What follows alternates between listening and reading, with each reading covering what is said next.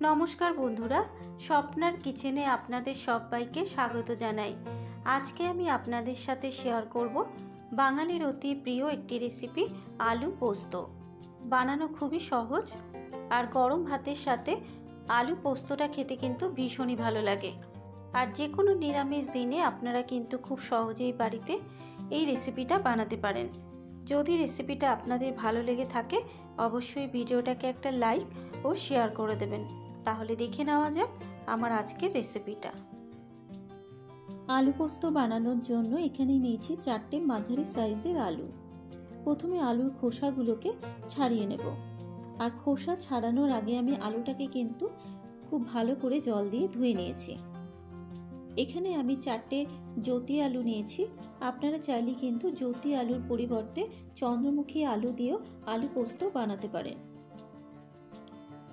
4টে আলুরই খোসা ছাড়িয়ে নেওয়া হয়ে গেছে। এবার আলুগুলোকে কেটে নেব। এখানে আলুগুলোকে একটু ছোট টুকরো করে কেটে নেব। ঠিক এরকম সাইজের টুকরো করে আমি কেটে নিচ্ছি। আপনারা আপনাদের পছন্দ মতো সাইজে আলুগুলোকে কেটে নেবেন। 4টে আলুই কিন্তু কেটে নেওয়া হয়ে গেছে। এবার আলুগুলোকে 3 থেকে 4 বার ভালো করে আবারও জল দিয়ে ধুয়ে নেব। আলুগুলো ধুয়ে নেবার পর এবার এখানে একটা বাটিতে নিয়েছি 4 টেবিল চামচ মতো পোস্ত। এবারে পোস্তটাকে শুকনো খোলায় ভেজে নেব। কড়াইটা যখন হালকা গরম হয়ে আসবে, কড়াইয়ের মধ্যে দিয়ে দিলাম পোস্ত। এবারে গ্যাসের ফ্লেমটাকে লোতে রেখে ক্রমাগত নেড়ে চেড়ে পোস্তটাকে শুকনো খোলায় ভেজে নেব। আর পোস্তটা যদি এভাবে শুকনো খোলায় ভেজে নেওয়া হয়, আলু পোস্তটা খেতে কিন্তু ততটাই স্বাদ হয়। মিনিট 2 সময় ধরে পোস্তটাকে শুকনো খোলায় ভেজে নিয়েছি। এবারে পোস্তটাকে একটা প্লেটে ঢেলে ঠান্ডা করে নেব।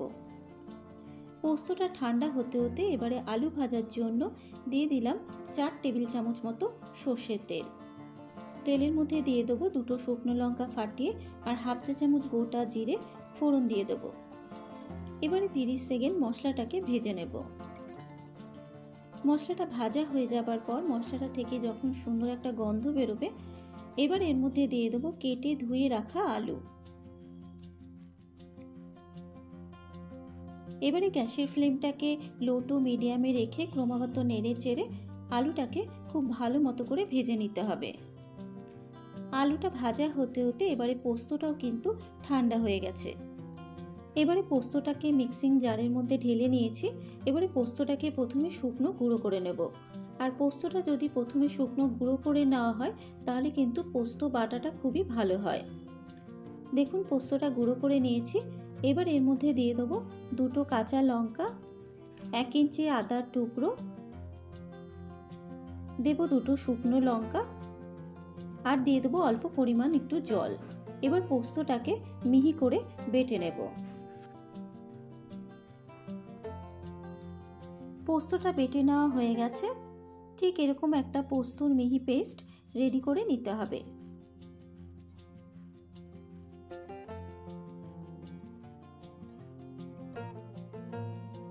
পোস্তটা বেটে নেওয়া হয়ে গেলে এবারে মিনিট 3 সময় ধরে আলুটাকে ভেজে নেবার পর এবার আলুর মধ্যে দিয়ে দেবো স্বাদ মতো নুন।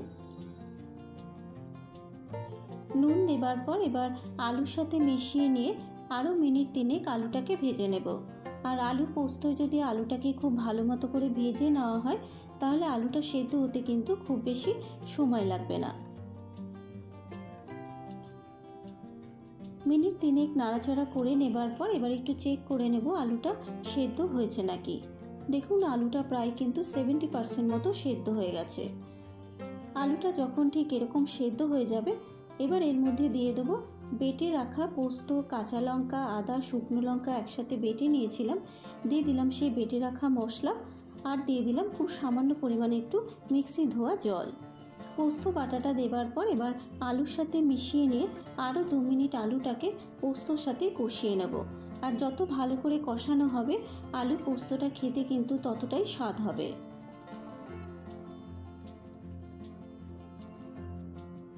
মিনিট 2 কষানোর পর যখন পোস্ত থেকে তেল ছেড়ে আসবে, এবার এর মধ্যে দিয়ে দিচ্ছি পরিমাণ মতো গরম জল। যেহেতু আলুটা প্রায় 70% মতো সেদ্ধ হয়ে গেছে, তাই এখানে আমি 1.5 কাপ মতো জল দিয়ে দিলাম। জল দেবার পর আবারও একবার একটু খুব ভালো মতো করে নাড়াচাড়া করে নেব। জল দিয়ে নাড়াচাড়া করে নেবার পর এবার টেস্টটা ব্যালেন্স করার জন্য দিয়ে দিলাম সামান্য পরিমাণ একটু চিনি। চিনি দেবার পর আবারও একটু খুব ভালো মতো করে মিশিয়ে নিয়ে গ্যাসের ফ্লেমটাকে লোতে রেখে মিনিট 5 ঢাকা দিয়ে আলু পোস্তটাকে রান্না হতে দেব।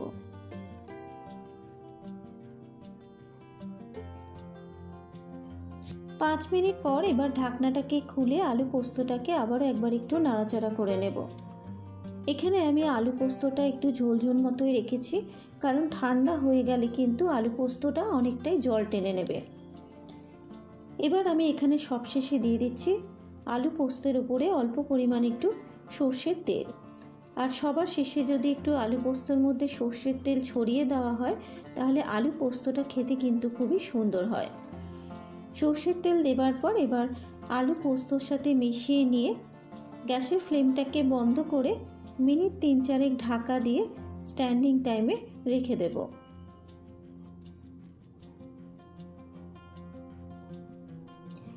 তৈরি হয়ে গেছে আমার আজকের রেসিপি আলু পোস্ত। আমার আজকের রেসিপি আপনাদের কেমন লাগলো অবশ্যই আমাকে কমেন্ট করে জানাবেন।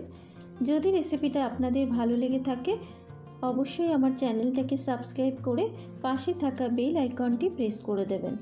আজকের মতো এই পর্যন্ত। আবারও হাজির হয়ে যাব অন্য কোনো নতুন রেসিপি নিয়ে। সুস্থ থাকবেন, ভালো থাকবেন। ধন্যবাদ।